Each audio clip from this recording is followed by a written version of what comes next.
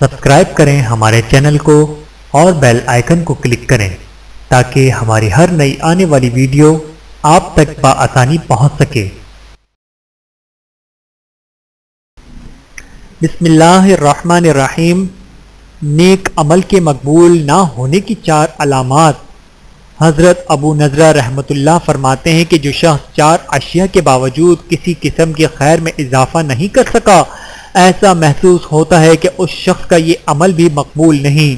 Number 1، پہلی چیز یہ ہے کہ جو شخص رمضان المبارک کے روزہ رکھتا ہے اور مزید کسی نیک عمل میں اضافہ نہیں کرتا، یہ بات بھی اس شخص کے عند اللہ غیر مقبول ہونے کی نشانی ہے۔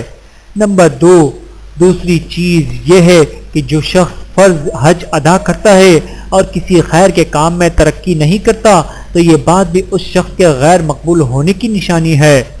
نمبر 3، تیسری چیز یہ ہے کہ جو شخص جہاد کر کے واپس آیا ہے پھر کسی خیر کے کام میں اضافہ نہیں کر سکا تو یہ چیز اس بات کی نشاندہی ہے کہ اس شخص کا جہاد بھی عند اللہ مقبول نہیں ہے۔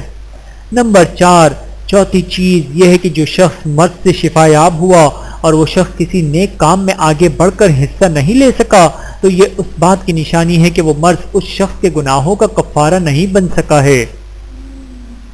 حاسد 5 طریقوں سے اپنے پروردگار سے لڑائی کرتا ہے۔ بعض علماء کا قول ہے کہ حسد کرنے والا گویا 5 طریقے سے اپنے پروردگار سے لڑتا ہے۔ نمبر 1، اللہ تعالیٰ نے کسی کو نعمت دی اور حسد کرنے والے کو یہ ناگوار گزرتا ہے، لہٰذا وہ اللہ تعالیٰ کی مخالفت کرتا ہے۔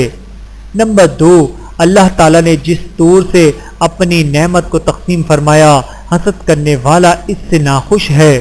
نمبر 3، اللہ تعالیٰ اپنے فضل سے کسی کو نعمت عطا فرماتا ہے اور حسد کرنے والا چاہتا ہے کہ اللہ تعالیٰ بخیل ہو جائے۔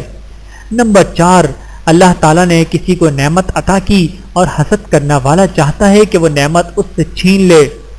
نمبر 5، حسد کرنے والا اللہ کے دشمن یعنی شیطان لعین کا معین و مددگار ہے۔ ویڈیو دیکھنے کا بہت شکریہ۔ مزید ویڈیوز دیکھنے کے لیے ہمارے چینل کو سبسکرائب کریں۔ اگر ویڈیو پسند آئے تو لائک کریں۔ اچھی بات کو دوسروں تک پہنچانا صدقہ جاریہ ہے۔ جزاکم اللہ خیرا کثیرا۔